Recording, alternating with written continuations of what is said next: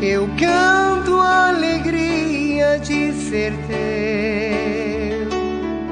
Jamais caminharei sem tua luz. Teus passos seguirei sem hesitar. Te dou meu coração.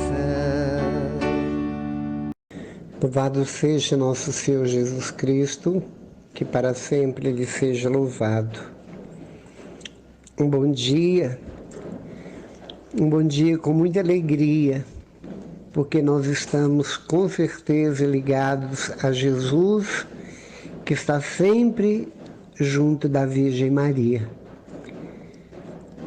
Mãe e filho trabalhando junto, dentro de um processo missionário contínuo, praticamente interminável até quando os tempos se acabarem, para levar almas para Deus.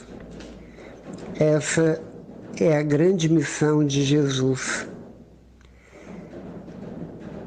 Essa é a grande missão da Virgem Maria. E essa é a grande missão de todos nós que somos batizados.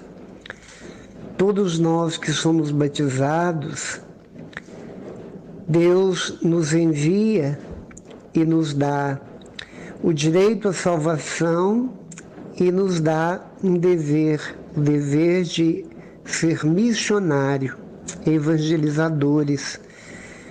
Não evangelizadores e missionários com o microfone na mão, com dom da oratória, com cursos de oratória, muito menos com cursos de teologias, filosofias e outros cursos mais, ou que saibamos a Bíblia de cor. Não.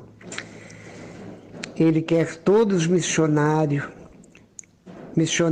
analfabetos, missionários às vezes rudes, sem saber nem ler ou escrever o próprio nome. E muitas vezes dessas pessoas nós arrancamos grandes sabedorias que nos dão lições, grandes lições de fé, principalmente de fé. Porque quanto mais mergulhamos no conhecimento das coisas científicas, mais racionalistas nos tornamos. Quanto mais mergulhamos no estudo de história, muitas vezes vamos perdendo a fé, que é uma faca de dois gumes. Às vezes nós passamos a crer mais, mas na maioria das vezes as pessoas caem, literalmente caem no ateísmo e passam a desacreditar. Porque o próprio Jesus disse ao Pai num dia em que seu Espírito exultou: eu te bendigo, Pai, porque escondestes essas coisas invisíveis, essas coisas fantásticas, maravilhosas, verdadeiras, aos sábios e inteligentes, e as revelaste aos pequeninos, os iletrados, aqueles que menos conhecem das disciplinas do mundo. Ele bendisse a Deus por isso. Porque o pobre já carrega por si a mendicância, a pobreza, muitas vezes uma vida indigna. Imagine se continuasse carregando, além de tudo isso, mais uma falta de fé, um ateísmo, um racionalismo, uma revolta com Deus. E eu digo que aquele que tem tudo, que possui muito, mas não tem fé, como é a maioria das vezes, ele não tem nada, porque tudo ficará. E aquele que não tem literalmente nada, mas tem fé, ele tem tudo. Ele tem tudo, e bem disse-nos Jesus naquela parábola de Abraão e Lázaro, do rico, opulento e Lázaro. O rico opulento e Lázaro. Lázaro foi para o seio de Abraão e o opulento foi para as trevas. Tudo mostrando porque como é complicado servir a dois senhores, ou amaremos um e odiaremos outro, ou vice-versa. Por isso Deus nos chama desde todo sempre, desde todo o início, onde o homem pecou e o sofrimento entrou, Deus convocou Abraão, convocou Noé, convocou Moisés, Elias, convocou Davi, assim por diante.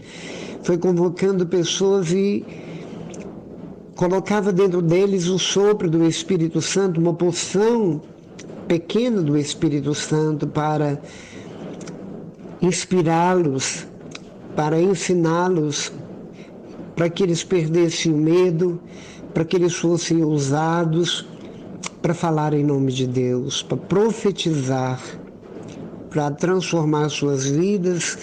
E a eles muitas vezes Deus pediu provas de fé e todos deram. Nós vemos e sabemos disso. Quando Jesus veio abrindo a plenitude dos tempos do Novo Testamento, Jesus se tornou o maior pregador, o maior missionário de todos os tempos, porque ele revelou na íntegra e desvelou na totalidade o rosto oculto, a face oculta do Pai. E revelando o rosto do Pai através de si, através dos gestos, palavras, atitudes, ações, com quem ele andava, o que ele buscava, o que ele ensinava, o que ele enfrentava, e aquilo que foi o desfecho da sua própria vida, que por falar a verdade foi levado para a cruz, assim como João Batista, por falar literalmente a verdade, foi-lhe cortada a cabeça para que ele não falasse mais a verdade que incomodava. E até hoje são muitos aqueles que crucificam Jesus, querem matar a memória de Jesus, querem matar os sinais de Jesus através dos crucifixos, tirando-os dos setores públicos, das escolas. Até o próprio nome Jesus tem incomodado. Pode-se falar nas escolas nome de Deus, menos de Jesus. Quantos mártires voltaram a derramar sangue hoje em países em que Jesus é odiado? No Peru, nesses dias, muitas pichações dos muros da cidade, gritando abaixo o crucificado, fora o crucificado. E tudo isso porque a memória de Jesus incomoda exatamente porque ele aponta a verdade, denuncia os nossos erros. E da mesma forma, ele continua e assim ele é. Ele vem para incomodar, ele vem para desinstalar, ele vem para simplesmente para nos deixar incomodados, inquietos, com a nossa consciência em movimento contínuo, retumbando dentro de nós a sua verdade. E ser missionário é exatamente se tornar alma gêmea de Jesus, se tornar parecido com Jesus, imitador de Jesus. É simplesmente ter um amor tão pleno pelo Pai e pela verdade que por ela podemos morrer a qualquer instante e com ousadia, com coragem, sem medo algum. Porque sabemos que Deus está acima de tudo aquilo que no mundo acontece e que Ele é nosso princípio, Ele é nossa origem, é nosso ponto de partida, é nosso ponto de referência, nosso ponto de chegada. Vivos ou mortos, como diz a palavra, nós somos dele, nascemos para Ele, semelhantes a Ele, amigos dele, santos como Ele, mas o pecado veio deformar essa imagem onde a Igreja, pelo poder do Espírito Santo, está não tentando, mas restaurando a deformidade que o pecado nos causa através dos sacramentos, através da vida de santidade que poucos buscam e que se tornam grandes exemplos para o cristianismo, que são tantos aparentemente, mas são tão poucos que se desinstalam, que dão passos na fé, que vão para frente com toda a audácia, com toda a coragem que precisamos ter coragem de converter. E muitos de nós preferimos viver na perversão do que entrar para o rol da conversão. Muitos de nós preferimos andar com um pé na trilha da verdade e um pé na trilha da mentira do mundo. E quando nós andamos dessa forma, Deus nos vomita, porque Ele prefere que sejamos frio ou quente, ou a verdade ou totalmente em verdade, porque morno, a mornidão é quando as pessoas fazem de conta, acreditam em Deus, mas vivem como se Ele não existisse. Se Ele não existisse, para onde vamos, afinal de contas, caminhando assim? Será que nós não raciocinamos com a inteligência que nos deu, de que o fim é para todos, desde o momento que somos plugados no útero de nossas mães e começamos, quando nós impregnamos o óvulo materno, ali já não começa nosso processo de envelhecimento, ali não começa o processo de uma caminhada que caminhamos para a morte, assim como não existíamos antes, apesar de sermos e estarmos no coração do Pai como projeto, e depois essa realidade termina, conclui fisicamente, mas nosso espírito, sopro do batismo do qual Deus nos sopra e infla, irá ao encontro dele, e ali seremos um com ele, ele um conosco. Ser missionário não é exatamente aquilo que nós julgamos na íntegra da palavra, na raiz da palavra, mas é ser um transformador do mundo, transformador do meio em que vivemos, é ser verdadeiramente autênticos dentro de nossas casas, de nossas famílias, é conseguir assumir mesmo à custa de zombaria que somos cristãos, não cristinho nem Cristo, mas cristãos no superlativo. É sermos dentro da nossa casa não apenas alguém que prega crucifixo na parede ou figuras sacras ou quadros sacros, ou penduramos terços nas cabeceiras da cama, no retrovisor do carro. É muito além de tudo isso, não precisamos ter nenhum destes sinais, mas nós é que precisamos ser uma imagem de um verdadeiro cristão no meio do nosso povo.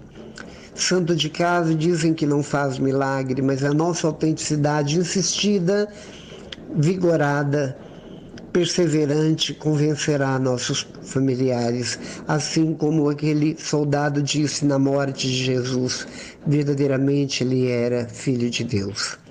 Reconheceu no momento da morte e durante toda a vida dele. Será que ele tinha dúvida ou não acreditava? O que o fez acreditar? Algo tocou profundamente quando ele abriu o lado de Jesus. Porque exatamente quando Jesus estufa o peito, pendurando por inteiro, entregue completamente porque já estava morto, foi um insulto que ele fez ao soldado que abriu o lado, e a lança foi exatamente a chave que abriu as portas do céu, porque ali esgotou-se o resto. A porta abriu inteira, e é pela porta do peito rasgado de Jesus que alcançamos o coração do Pai. Temos que passar pelo peito de Jesus. temos que passar pelas chagas de Jesus, porque o Pai nos olha através das chagas de Jesus. É como se as mãos rasgadas de Jesus, o coração rasgado e os pés rasgado, furado e perfurado fossem os óculos em que Deus nos olha. Deus nos olha através das chagas de Jesus, da morte de Jesus, da dor de Jesus, da encarnação de Jesus, da vida de Jesus. Ele nos vê através, tudo por Ele, nele, com Ele. Por isso ninguém vai ao Pai senão por Ele. E o Pai não vem a nós senão por Ele. Jesus é o pontífice, é aquele que o Jacó sonha, a escada que tem os pés plantados na terra e a outra ponta na porta do céu, e por ali descem os anjos e sobem os anjos, trazendo graças e bênção e levando nossas orações. Jesus é a nossa oração, é a minha oração. Falar Jesus com reverência, com adoração profunda, com temor, com santo temor, você estará orando a maior de quase todas as orações, porque o nome de Jesus tem poder no céu e na terra. Até os infernos tremem e dobram diante deste nome, porque este nome foi dado pelo Pai, foi dado a Ele, ortogado a Ele, todo o poder sobre todos os principados e potestade e todo o universo e toda a criação. E os demônios são criação de Deus, anjos transformados, anjos desobedientes, mas são criaturas de Deus. Por que será que nós não temos uma catequese adequada ou não damos valor a ela? Se nossa igreja é tão rica na doutrina, nos milagres concretos, reais, palpáveis, dos milagres eucarísticos, dos corpos incorruptíveis e tantos outros milagres acontecidos através da intercessão dos santos para que eles subam os altares. E por que nada disso nos convence? Por que nada disso nos transforma? Porque uma palavra, uma fofoca, uma mentira, uma notícia te faz acreditar que é uma verdade? E porque tudo aquilo que a igreja mostra e demonstra, porque Jesus histórico e Jesus verdadeiro, porque uma igreja que insiste e persiste por mais de 2000 anos e as portas do inferno não conseguiram derrubá-la, derrotá-la, por que ela não te convence, não nos convence? Tudo porque nosso coração está literalmente fechado, indiferente a essa única verdade. Abrir o coração é abrir como Jesus, não com uma lança, não com uma faca, mas é abrir porque a fé existe dentro de nós. Nós temos medo de nos comprometer com Jesus, porque abrir o coração é converter a Jesus, é obedecer ao Pai, é mudar literalmente de vida, é sair da zona de conforto, é entrar numa zona de militância, é entrar exatamente para um combate contra mim mesmo, contra meus defeitos de caráter, que são inúmeros, contra meus defeitos de caráter, que são mais de 600, contra meus pequeninos pecados, que somados se tornam montanhas, como tem montanhas de serragem, montanhas de pequenos grãos.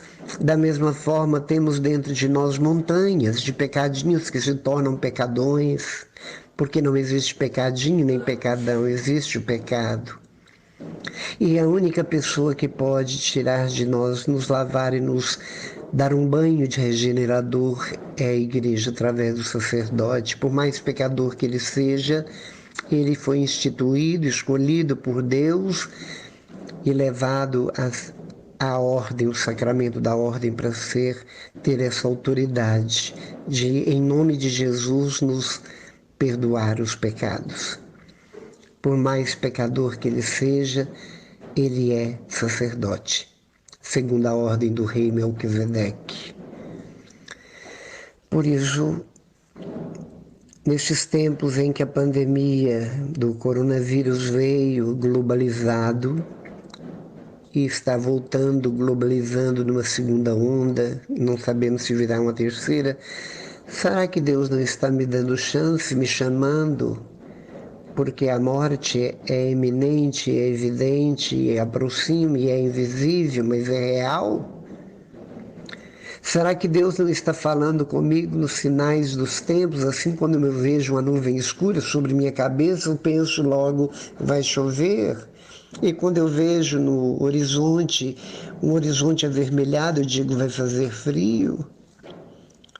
Da mesma forma, Deus fala para mim o tempo todo, com sinais visíveis de que Ele está gritando, de que o mundo está sendo destruído, acabando, a água está secando, o verde está desaparecendo, os peixes, com tanto amor que ele criou, estão morrendo, os mares estão sendo poluídos de toda forma e de forma gigantesca, animais de toda sorte estão misturando com seres humanos porque perderam seus habitares. O ar está poluído, completamente poluído pelos gases, por causa do progresso. As pessoas estão literalmente matando, estão perdendo descomunalmente tudo aquilo que significa sentimento, sensibilidade. O egoísmo tem sido predominante. Mas o medo surge, acontece no coração daqueles que são frágeis, limitados.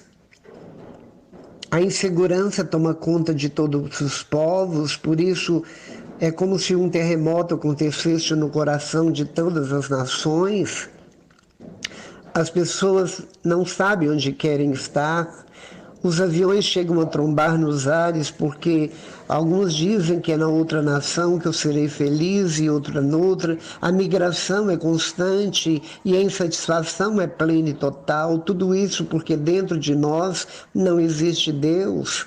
Porque Deus não mora no meu coração, e se mora, eu faço questão de afogá-lo e sufocá-lo para que eu seja o Senhor da minha própria vida, eu sou o meu Deus, eu sou um deusinho, ou eu me faço de Deus e busco constantemente e o tempo todo o poder, o prazer e o ter. E com isso eu vou ficando cada vez mais vazio de Deus. Vou me esvaziando e vou murchando, e vou me perdendo, e vou me autodestruindo. Senhor Deus, por misericórdia, que nessa manhã, que é dia do Senhor, o Senhor possa derramar o seu Santo Espírito, assim como o Senhor enviou em Pentecostes. Renove a sua igreja, renove seu povo, renove aqueles que lhe são semelhantes e lhe são tão caros, por isso se deu o de mais precioso e caro, a sua própria vida pela nossa vida. Despistes para nos vestir da tua graça, se deixou pregar na cruz para nos libertar das cadeias interiores. Por isso te pedimos, Senhor, que sobre o altar da cruz, que é a suprema expressão do seu amor, o Senhor possa implorar ao Pai, que derrama, como no dilúvio que ele derramou na época de Noé, não um dilúvio que matou a tantos, mas um dilúvio que ressuscita a muitos, que revigore a muitos, a fé de muitos, a esperança de muitos, a alegria de muitos, a coragem de assumir o cristianismo de muitos, porque este é o seu objetivo, e é isso que o Senhor quer de cada um de nós, que gritemos, que imploremos, que rezemos e que, acima de tudo, testemunhemos que somos literalmente cristãos, que nós vestimos a armadura do cristão, o capacete da salvação, embanhamos no braço o escudo da fé para que os dardos do inimigo não atinjam nosso coração, Temos na mão a espada, isso é a palavra vossa, nos pés os calçados da prontidão, vestido com a roupa da verdade, a cintura cingida com a verdade. Porque não é contra homens de carne que temos que lutar, mas contra espíritos espalhados nos ares. Por isso te pedimos, dá-nos a coragem de vestir a armadura do cristão. Nós te pedimos que nós possamos, nessa manhã, não deixar para segunda, nem terça, nem quando, mas que hoje, a hora é agora, e hoje é o primeiro dia do resto dos meus dias. Então, Jesus, solenemente me vista a armadura do cristão. E nós estivemos reunidos e unidos, estaremos sempre ao redor da mesa de Eucarias, que será sempre em nome do Pai, do Filho e do Espírito Santo. Amém. Tudo te entreguei, nada me restou, livre eu fiquei, só para te amar, meu Deus. Tudo me pediste, eu nada te neguei, e hoje sou feliz assim, tenho a ti, meu Deus.